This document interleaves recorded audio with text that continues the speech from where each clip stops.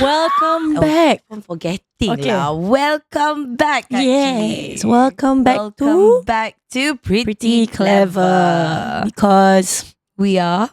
Oh yes. Sorry. We are pretty. we are clever. This is the 8th or 9th episode already. But it's okay. It's okay. It's alright. Come on, pretty clever. Fight. Bodoh lang. Okay. So, today, we thought we're going to go a bit spiritual. Ah, love it. Like finally. Yeah, a bit Islamic. Actually, Liz has been wanting to do a lot more of like Islamic content, but I'm like, boleh, but like, we were trying to figure out how to incorporate the science into the Islamic content Yeah. in a way, right? Because, I mean, it's not that we're not saying it's not that we're saying Islam is not scientific, but it's just that to find papers That's related like, yeah. to Islam is a bit tough. That's true. But we're starting to do that today. And it's actually quite nice, to be Yes. fair.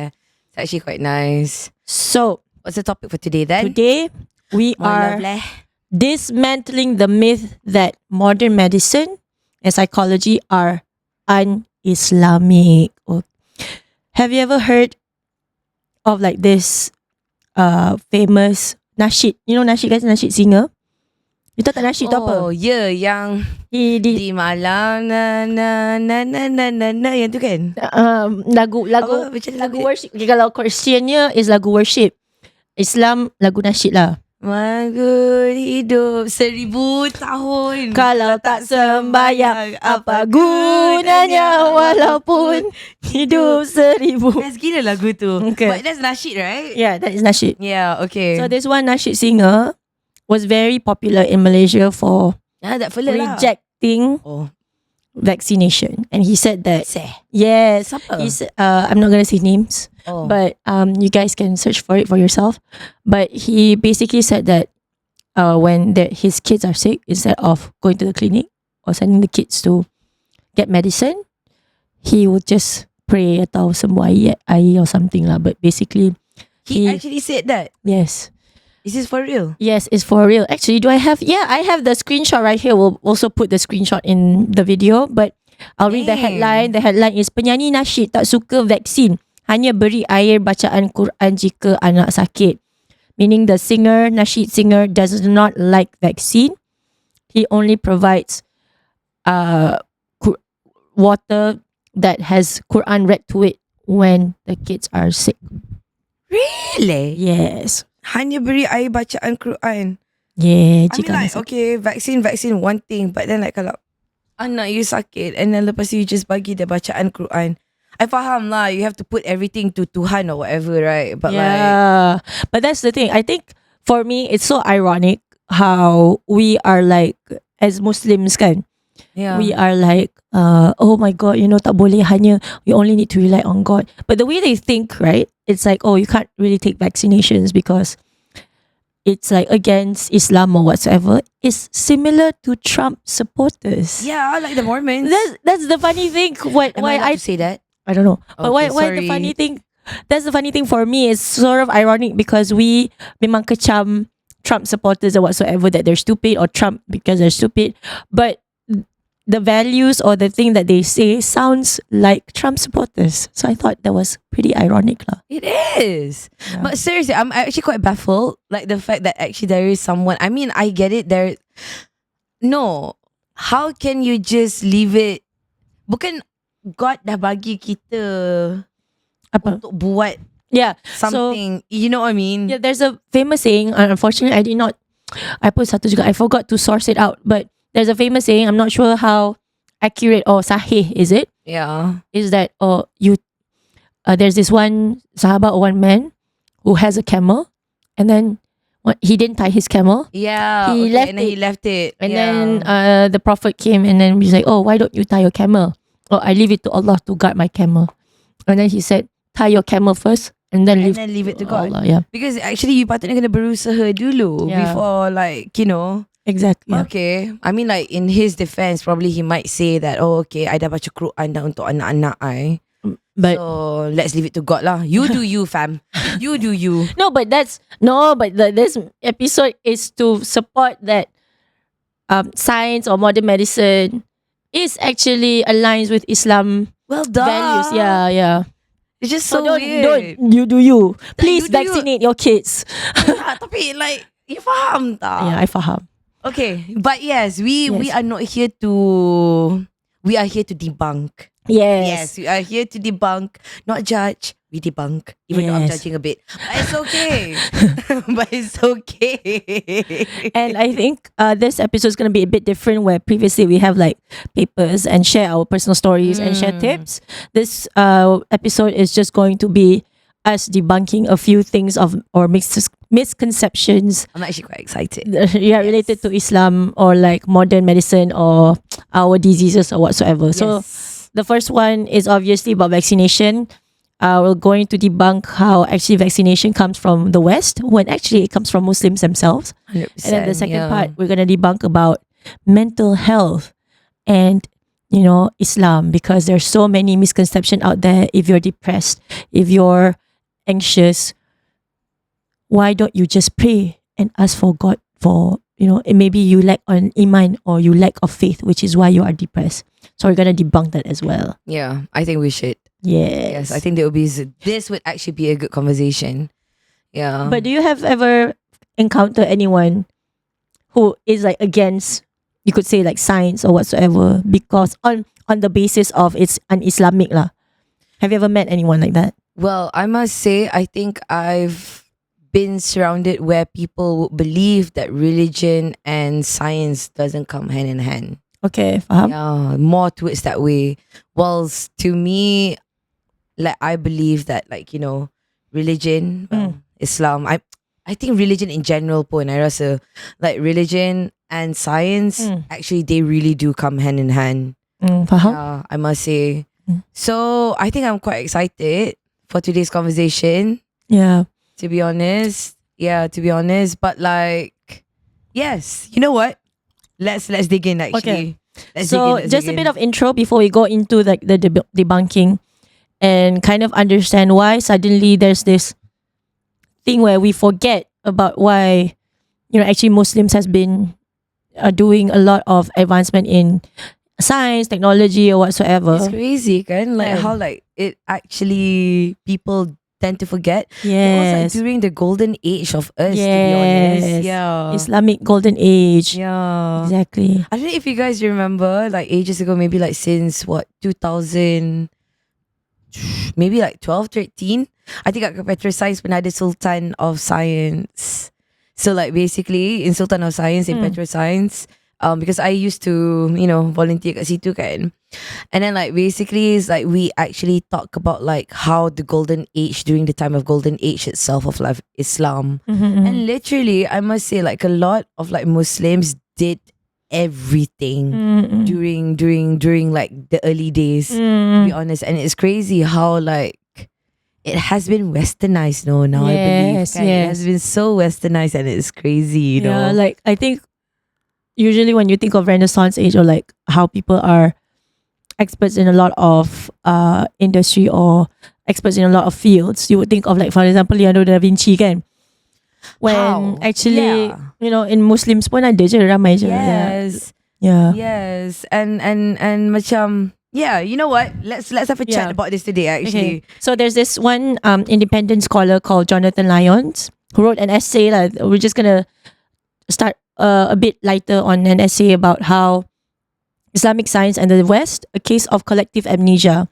He's saying how we as the Spot world, on. are for Spot some on. reason are going through shared historical amnesia where we forget how Muslims are actually contributing to the advancements of science and technology.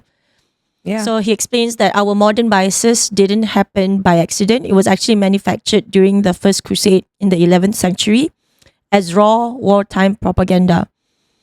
As a war? Sorry, say again. As a wartime propaganda. It's like a propaganda. For what? What was it?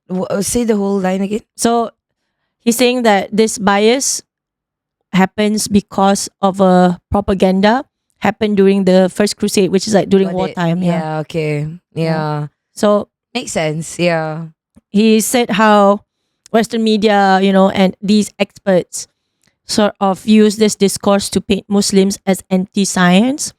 But if we take his thesis a step further into our real lives, this is actually a narrative that has been so powerful for the last thousands of years that even our own conservative spaces has been subconsciously bought into it. Maksudnya macam, okay, if you want to relate it to modern society, right? The term cancel culture. Yeah. Yeah, where it's like, That's what's happening. exactly. Yeah. So basically, what he's trying to say is why suddenly we forget stuff is because the West tried to have this cancel Islam thing, something like Yeah. cancel Muslim thing. And I think Cancel Muslim propaganda in a way, during wartime. but to be fair, I rasa juga it's not just a Muslim thing. I think because during those days, like during those early Christianity days kan, if I'm not mistaken, ingat tak yang cerita about like how, was it Plato Plato was saying about like how the earth was actually flat. No. Was actually round or something. Mm-hmm. And then during that time, like the church was like saying no, it's actually flat. Kan? Mhm. So I think during that time, whatever that is related to science, they tried to cancel it. Okay, faham. You know what I mean? Yeah, I get what you mean because it's during the church or whatsoever. Yeah, because I think like during the early days as well, ingat tak masa kita ada university. University was first built in Medina, was it Afghanistan? I think Afghanistan. I'm not sure. Afghanistan. Or Morocco. I'm not I remember. can't remember. Or Morocco is the first women university or something. I don't remember. Okay. Yeah, but okay, so it was basically first university was actually done like what by Muslims at first, right? Mm. And I think there was like quite a commotion juga kan during those days on like building university because back then to the West they didn't. You know what I mean? Yeah, only elites could be able to read, Only and elites can be like the have poor education or farmers, you can't really read or whatsoever. So only Hence, elites had books or whatsoever. Yeah. Hence, Hence. it brought up through our previous podcast where there's only one seat. Oh, at the table. You know what I mean? Yeah, faham? You faham mak? Faham. Yes, it's crazy. It's crazy. Yeah. So I believe like macam slowly in some sense of us forgetting that a lot of our advancement in technology and science was first built masa dekat during the Islamic days too. I rasa it tend to be forgotten. It's slowly because of this juga lah. Yeah. You know what I mean? He did go more deeper into it where he says like anything, because they were trying to go to war and motivate people to go to war, what they do is like they paint Muslims as anti them. For example, like if Europeans were seen as peaceful, they will mark Muslims as violent. As per usual. Yeah, so if they mark Europeans as science, like very into Civilized. science or civilized, they will mark Muslims as not civilized or anti-science, As per usual. just to get people motivated to go to war. It's crazy tau. It's crazy how that mentality is until now all the way up to America. Yes, If you realise. it does. And I think that's the thing that is so funny as well. And what I think is interesting is that because that cancel campaign, like I'll just call it cancel campaign thing, Yeah. did so well that for some reason conservative Muslims also take the trap or take the bait, you know? Exactly. Yeah. And it's wild. It really is. All the way to the extent of that guy just now lah. Yeah. Macam, okay, I get it. Okay, for example, am I allowed to say this?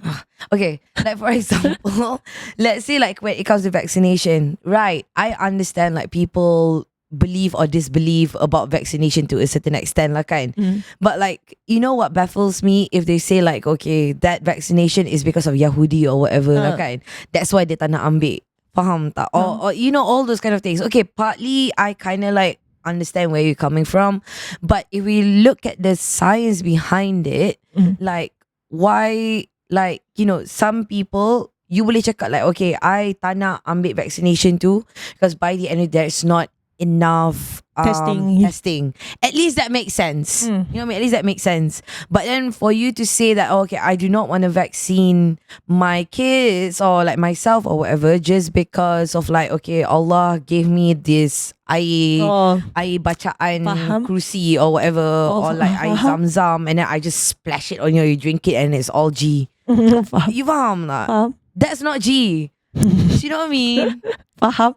I think there was also fatwa from Wilayah Persekutuan, which I mean I haven't looked it up. Okay, which please, if it's misinformation, Holler us out. then let us know. But from what I understand, it's actually it's not haram, but it's not good for you not to take vaccination because it can cause the disease to spread more. So actually, because you have the amanah to protect like humans in general, you should be taking vaccines. Yeah. And I bet you mostly like all this vaccination also came from the Muslims. Yeah. During yes, the early days. You know we'll what I talk mean? about that next part. Yeah. But just one thing that I wanted to mention as well on this essay was that I think one is that there's this trap or cancelling that cancel campaign that happens where we forget that Muslims actually advance science and technology. Right. But another thing, it allows the Western narrative to claim a complete monopoly on intelligence and modernity when actually it was built on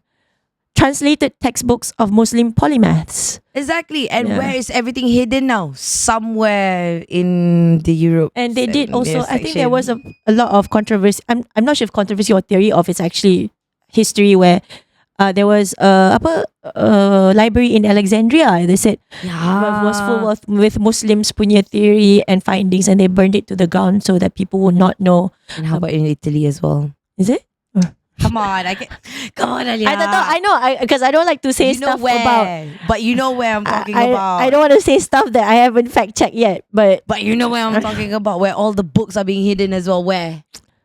Apa? Come on. Vatican. Apa? Vatican City. Yeah. Do you know what I mean?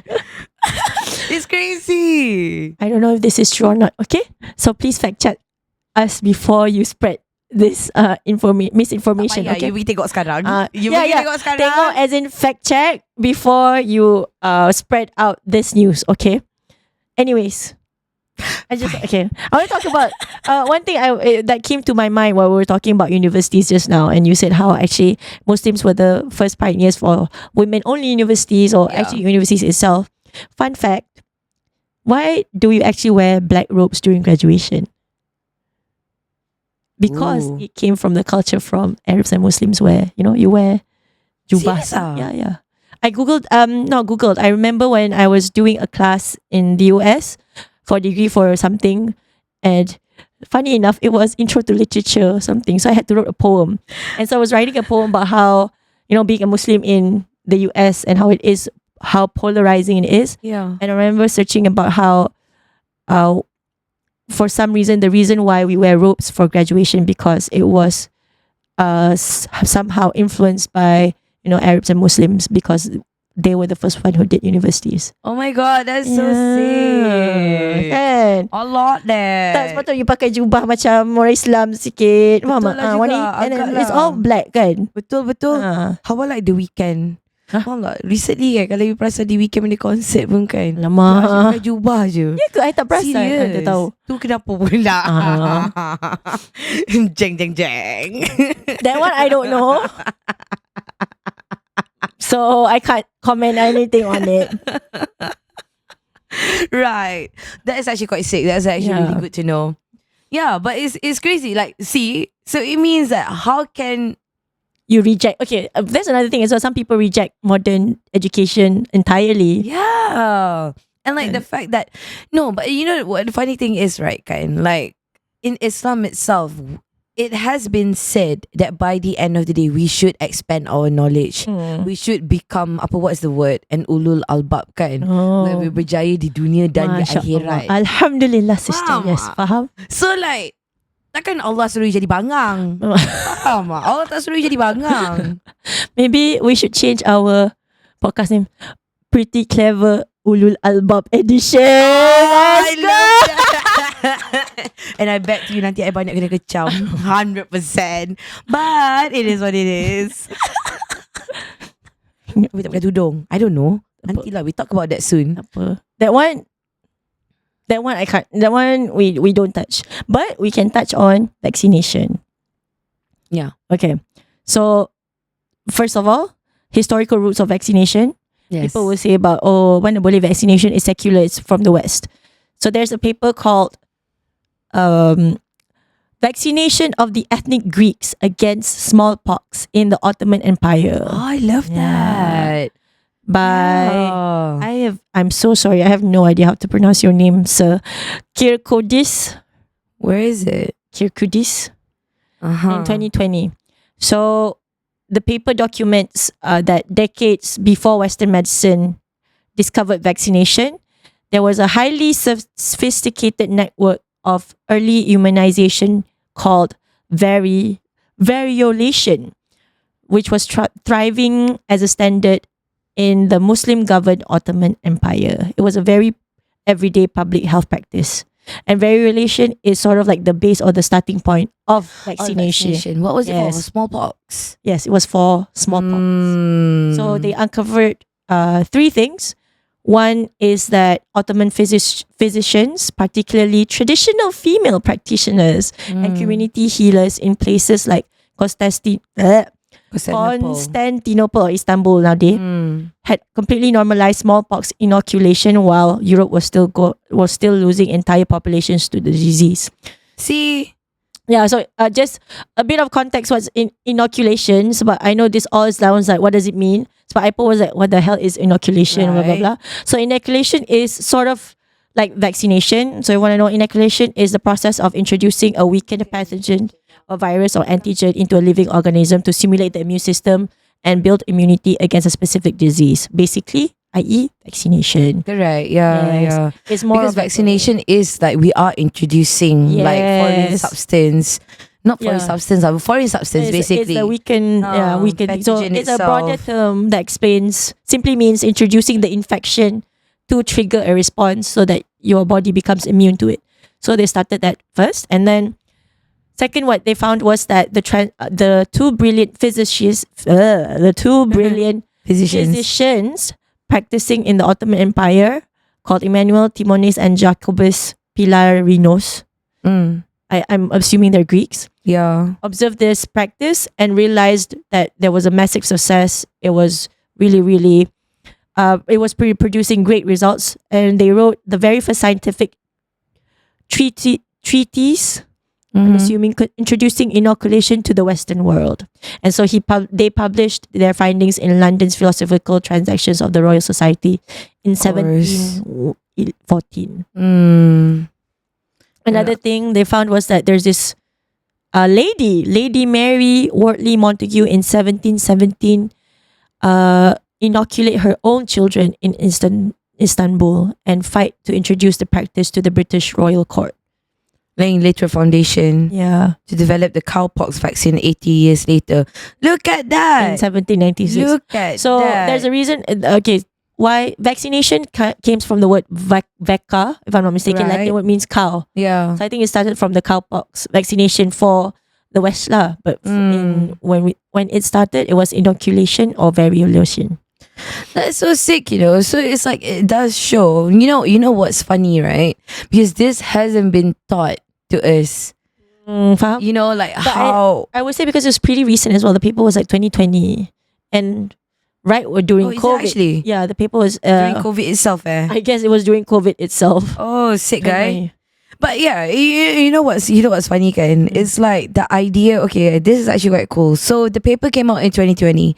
We've been living like probably since I was like 95, you 96, whatsoever. We haven't been taught once that by the end of how vaccination actually started. Yeah, we only accepted the fact that we need to be vaccinated. Hence, probably as to why there are like some people do not understand that vaccination is it's a progress. Uh, It's a progress of medicine history, really and Yes, truly. You know what I mean? It all started from what? Bloody cowpox Yeah. during Ottoman Empire. Ottoman Empire, not cowpox, smallpox. Smallpox, sorry. Yes. Smallpox during Ottoman. Oh yeah, 70 years later then it was like the cowpox ni kan. vaccine, Yeah, okay.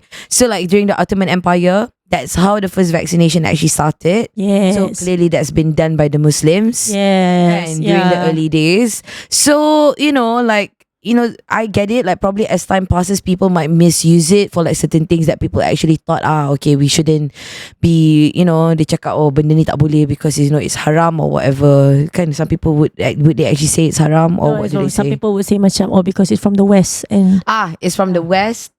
And anything why are from we the West giving is- credits? Why? Yeah, it is. That's Do you know true, what I mean? Why are we giving credits? Yeah. Like, you know what I mean? It's like we should understand that by the end of the day, like I said, like Islam teaches us to develop, to be smarter. Yes, I mean even in the Quran itself, can you have to be smart. you have about how humans came into real life, kan, Correct. about the Apa sperm. those clocks? Apa what would you call those things? Oh. Zygote. Was it zygote? Yes, yeah, yes, zygote. pasal zygote, Kan? Yeah, zygote. Actually, was, So- and this was before we had any medical advancements or whatsoever. Correct. Yeah, Correct. And like it proves to us that like by the end of the day, like especially I would say especially for Islam lah kan, because obviously like I understand that the most. It's like it works hand in hand. It has to work hand in hand. Do you know what I mean? Even the concept of day and night, it works hand in hand. Yes, How does science actually say that in the first place? yeah. It proves a lot. So, it's just like having the idea of saying that, okay, like vaccination is just because of the West, hence as to why like we shouldn't be doing all of that. Yeah. At least now we know.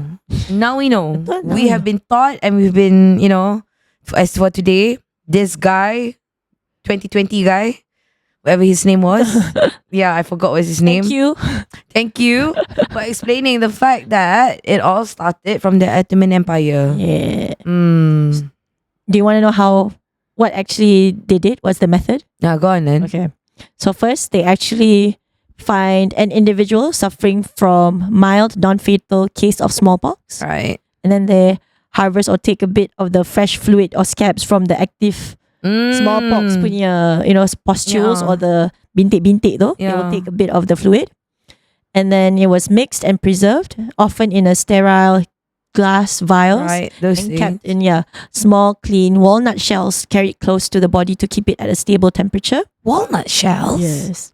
Interesting, kan? Why walnut shells also I don't know, but they keep Wow. around. Yeah. Mana ada cari walnut shells? God, lepas tu?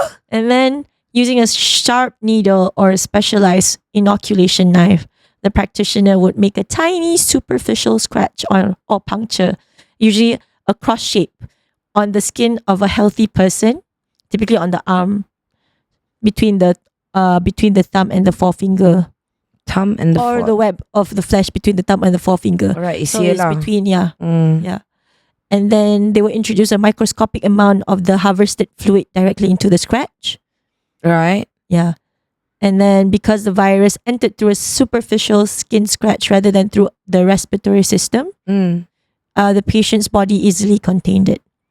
And they would develop a mild localized fever and a few pustules, but recover completely within days and walk away with a lifelong permanent immunity to smallpox. Dang. What should I do next? Interesting, eh? Now, guys. Now, Please send me walnut shells. you know what I was thinking? Now with hantavirus, kan? But actually, hantavirus, people say we already have the vaccination for it. tak apa, now we can try how to do it because I cakap dah. Should we go take a knife and put a superficial scratch on the arm and then introduce hantavirus a bit on our... That's it. Does it work or not? I Does don't it know work lah. or not? Let's not do it lah. Why not? Because Kita kan nak jadi evil scientist. no, but let's do evil scientist in a better way lah, not this way. Antivirus. Hey dude, that's actually quite sick. Why shell? Actually, do let us know if you actually know, if someone actually know, especially belajar medicine. Why if you is it know walnut? why is it like shell? Why is it walnut shell? Was it walnut? Yeah, walnut shell. Mungkin pasal ada banyak preservative kot. No, not preservative. Like not antibiotics. What do you call those things yang boleh macam avoid the bacteria? Steroid? I don't know. Antibacterial? You reckon? I don't know. I think that's the one. Macam kunit kan when you put it on your face. Oh, okay. Antibacterial. Yeah. So conclusion is that the modern global immunology is historically rooted in the medical landscape of the Ottoman Empire and by Muslims. So please, do not say, I won't vaccinate my kid because it's not Islamic. Yeah, no, that's madness, actually. Shit. That is so mad. Please. Okay. Now, next one, I want to talk about depression and anxiety or whatever, but I want to ask you first. Have you ever had an auntie or your mom personally tell you, like, you depressed, you sebab you tak solat banyak, you cuba solat sunat atau solat hajat banyak? Of course lah, to my mom. Kalau you solat semua okay, Liz. Betul, Mami, betul. I faham, Mami. I think my mom pun macam tu juga mula-mula. Yeah, like betul. Like, okay, the thing is that my mom understands, right? But she feels like I need to solat more lah. Faham? Yeah. But I feel like you solat more than me though. No, but okay, that's the thing. Please do not judge a book by its cover, okay? Liz might appear like this, but I remember when I was London, she bangun solat tu solat sunat semua, you tahu. And I was like kat sebelah dia, tahu tak? And I was like terbangun nampak tengah solat, lepas saya sambung balik tidur. Tahu tak?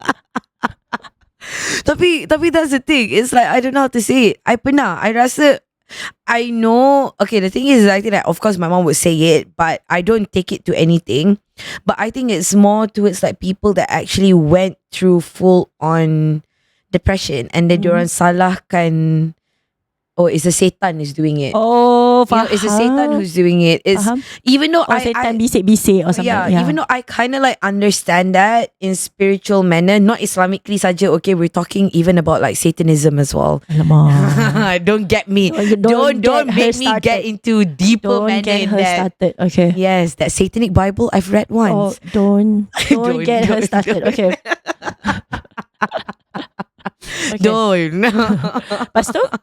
So like I even though I get it to a certain extent, but there is also the physical, not physical, how to say it, there's also, okay, like it's the same thing, like how they say like they don't want to get vaccinated because they think it's West, and they believe it's only when you baca ayat Quran and then hence everything's okay.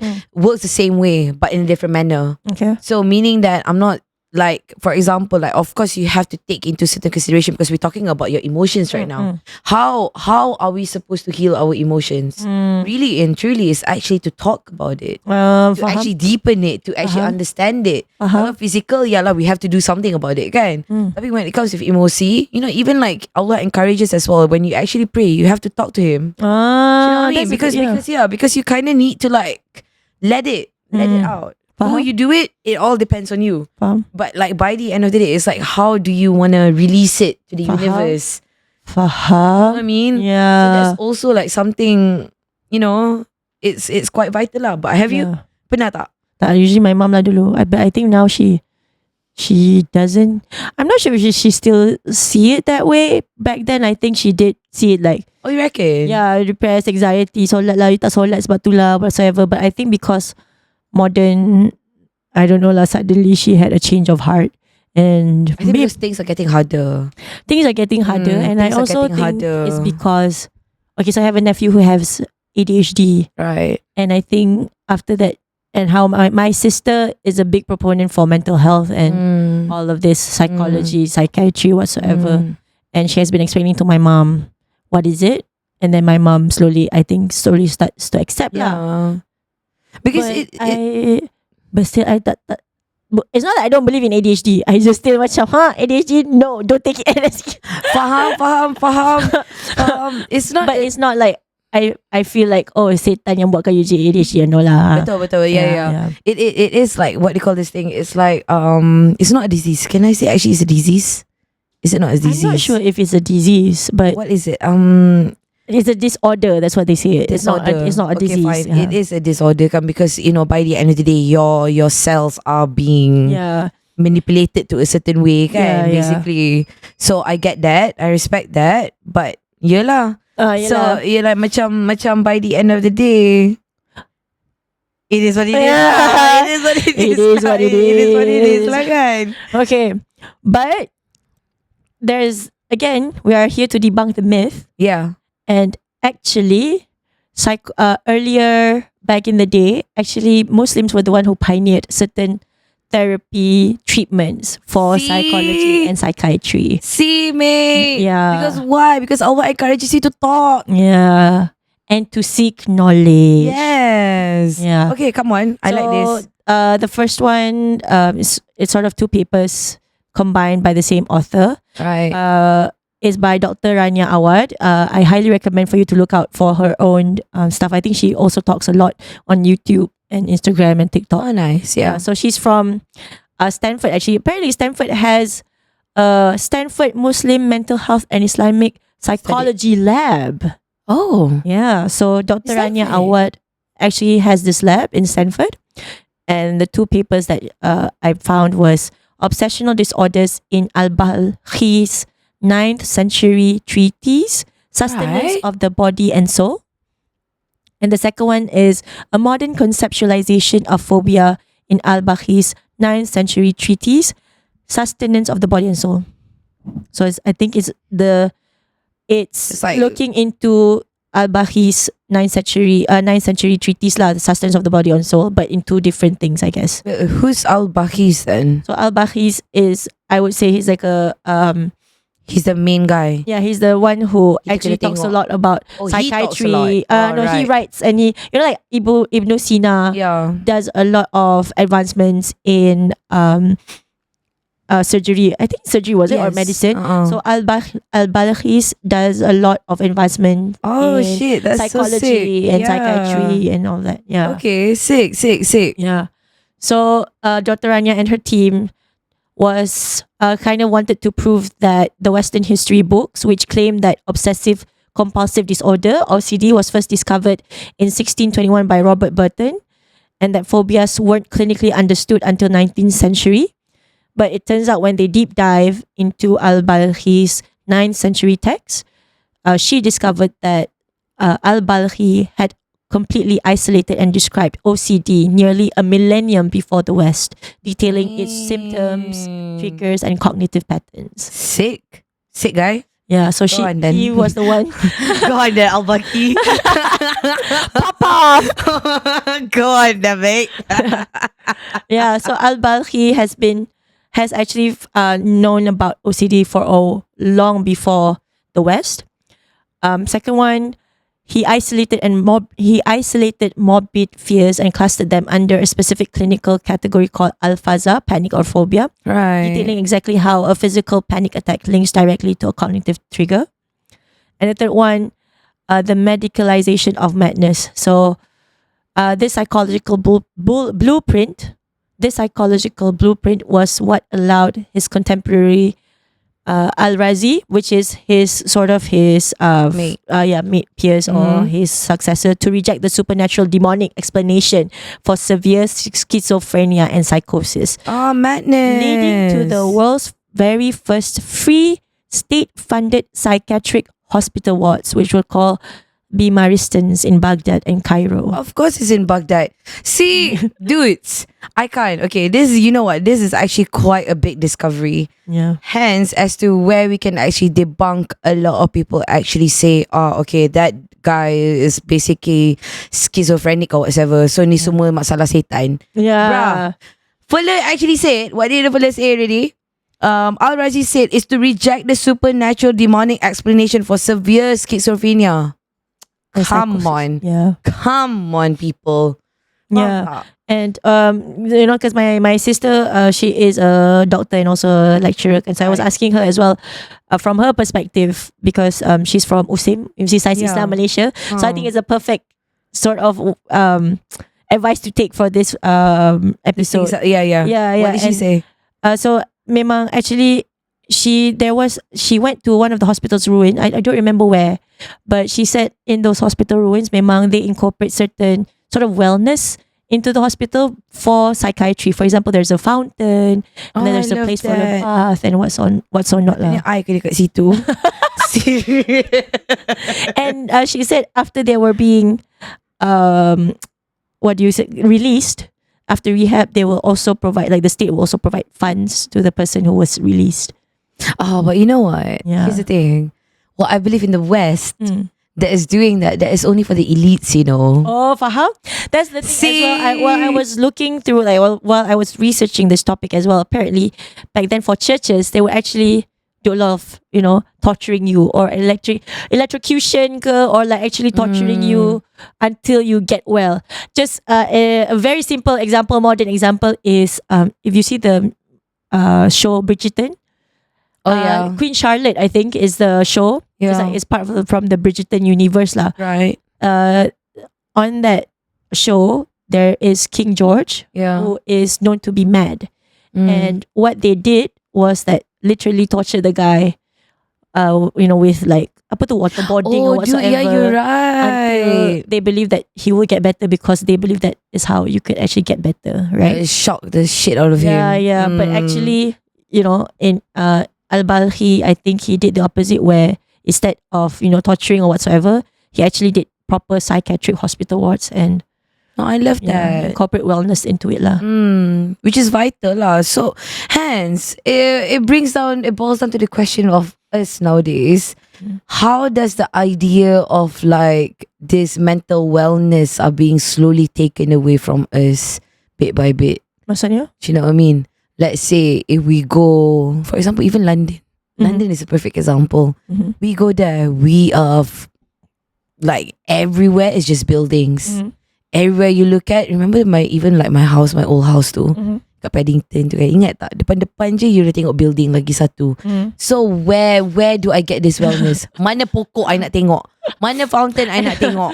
Yesterday, so funny enough, Liz saw this guy on TikTok and say, and this guy was from London, obviously with the accent and everything, and he was like, "Oh, I'm melaning because he's now melanating." And I was like, of course lah, people in London are happy because they receive only 3 days of sun for the whole year. That's true. And I'm melanated now though. In because Malaysia, I was asking Alya, bila kita nak pergi melanated? And I was like, girl, we're melanated every day now. Now we're back in Malaysia. But I feel suppressed. We need to, after this, we'll go out and touch grass. Yes. Okay. I love that. No, seriously, I rasa okay, the thing is it's true, because why? Macam kena tengok semua benda macam ni. You tahu tak, when I was young, until whatever, my dad, my late father kan, he would always tell me, Liz, pergi keluar tengok pokok. Every time pergi sekolah, tengok pokok, tengok green. Mata tu buka, tengok green. And I'm like, okay, I tengok green. And then I cakap lah, daddy tengok tu building tu hijau. Yeah. And then I'm like, okay, but that's not the thing lah. But yes. But I think that's also how this Al-Balkhi actually does it, where just to explain a bit on the hospital ward system, the bimartisans, which is the hospitals, treated psychosis with absolute medical and environmental precision. So patients were given targeted medications and custom diets to alter brain chemistry. Oh, I love that. Aromatherapy, hot baths, and specifically musical scales, early music therapy to soothe the nervous system. And lastly, free clinical care, because classic Islamic law dictated that the preservation of the mind, Maqasid al-Sharia, was a human right funded by the state. So what? This is basically Baki Doni. Al-Baki basically actually say like... So he did like, he kind of created a structure for patients who has psychosis and how to treat it. And this is how... we do our own? Psychiatric hospital. Yeah. Macam cool. This is basically the wellness that we get from ClassPass. Yeah. You faham? Aromatherapy, hot baths. Yeah. Aromatherapy. So it's not a luxury, guys. It's a necessity. It's a necessity. Alya. Okay, Alya. List is for people with psychosis. Yeah, what's the problem? I want to prevent. I want to prevent psychosis. I'm not preventing issues. anyone from going through, aromatherapy, hot baths. Feel free to do so. But hence, as to why we need to do it lah. Yeah, but clearly we need to do all of this, right? Do you want psychosis? No, right? Prevention is better than cure. Okay, fine. I will do once in a while aromatherapy. Okay. Oh, I love that. Yeah. You know what? Actually, I got interested when you say about like this chemical and biological that root one- of like food. Was it? Okay. So Where was the food? Yang dia the cakap, food is targeted custom diets to alter brain chemistry. But we can talk about a bit of chemical or biological root. right. But apparently he said for some disorders like severe OCD, melancholia or schizophrenia, he and Al-Razi noted that the issue was a biological imbalance in the body. So Crazy. I guess how he wanted to treat it is through medication and custom diet to alter brain chemistry. You know what? Okay, this is probably some sort of like wellness that we actually have to like debunk a bit, because now it's actually proven on papers, right? Okay, so to have like a proper, well, it says that biopsycho-spiritual cycle. I love that so much because it says about mirrors modern psychiatrists, right? Biopsychosocial, oh yeah. Biopsychosocial model. Oh, I love this because you know why? Now we can actually say what do we need for our mental wellness, really and truly. So the first it says that like basically The custom diet, you mean? custom diet and alter brain. Custom diets to alter brain chemistry. So you know how important food is to actually alter your brain chemistry. I think we all know that. Yes. So I think it's quite vital that we actually understand what we eat too. Okay, yes.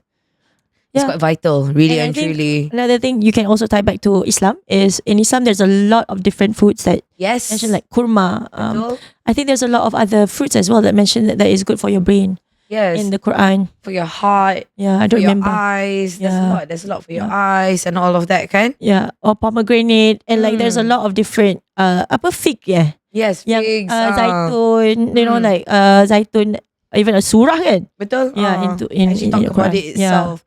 And I think that's actually quite sick to know because now we actually understand, you know, like how nowadays, because I can tell tau, macam I kat London I boleh tengok tau, like some chicken probably is also here. You can see tak dulu chicken kita makan ada yang kecil, ada yang besar, and lepas tu kita masak ada banyak berair. Oh, And faham. it pissed me off tau. Faham? It genuinely did. It's Yeah. like what are you doing to my food? You know what I mean? Yeah. I deserve the best, but like apparently I can't get the best, kan? So hence probably I nak pergi ternak my own ayam. Alamak. Boleh? Actually, that's a good idea. Do you know how though? No. Well, we can figure it out Yeah, we kind of need because to. we're pretty clever. Betul because dah akhir zaman as well, kan? Betul. So like macam kita kena protect lah. Yeah. Kita kena ada like the repellent, the kit for Makjud, Yojud or something. What they call that thing? Apa? Yang nanti bila Kiamat, is it? bila kiamat kan ada the two Yeah, Ya'juj Ma'juj. so we need to have a kit for us to survive. So food that can last and be frozen. Faham tak? So ternak ayam, ternak lembu. Okay. And then have a farm for vegetables. Correct. So that we know. Okay. So that You we ternak animals, I have a farm and vegetables semua lah. That's it. Okay, That's it. We survive. Yeah. I like that. Okay. Yeah, and I think for some people out there that might be macam, ya ke betul ke? Do they actually talk like, did Al-Balkhi actually write this properly, or was it just very vague, macam acah-acah, and then we added some of the parts of modern Nah, fam. Go science, look at it. science into it? Just to explain how Dr. Awad did it. Dr. Awad didn't just read the text as a historian; she also audited it as a practicing clinical psychiatrist. Sick. So what she found was that there's actually Stanford juga dia buat kat Stanford. yeah, she did in Stanford. Nice. So what she found was that there's a transcultural consistency. So they proved a perfect word for word clinical match. So Al-Balkhi wasn't writing vague spiritual advice. He was mapping out real biological transcultural human brain behavior that remains identical across centuries. I love this so much, you know. Yeah. Yeah, you know what? Because not gonna lie, I think like me knowing, okay, I only know about Al-Baqi today, really and truly.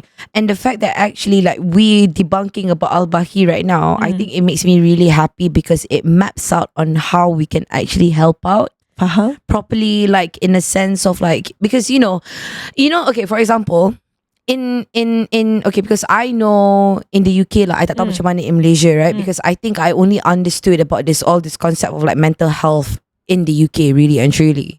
So like back then or whatever, you know, the concept of ADHD, concept of this, concept of that. Faham. So like during like previously, mental health has been pushed so rapidly masa kita orang start kerja Faham? in the UK. Oh, And yes, I don't yes. know how was it in Malaysia. Yes. But like during that time, it was being pushed to whatever extent lah kan.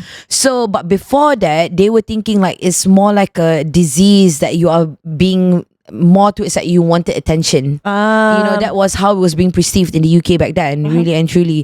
And hence, as to where you say about like torture or whatsoever, like how kids back then, like in the UK or whatsoever, like when they're in school, when they act like certain naughty, like when kids with ADHD or whatsoever, when they are naughty kan, well, they perceive being naughty, they would keep them in a room, for example, rather than actually help them out. Got you. Whilst I learned about like how my cousin basically, where she adopted someone or whatsoever, like he has ADHD, and like in order to make him learn something, all they put was they just put a carpet on the bottom, and they say, oh, this is actually a magical carpet, and he actually sat on it and he actually learned. You know what I mean? It's like, it's so sick. Yeah. So it's like okay, bear in mind that was only like a few years ago, and what I'm talking about UK was like a bazillion years ago.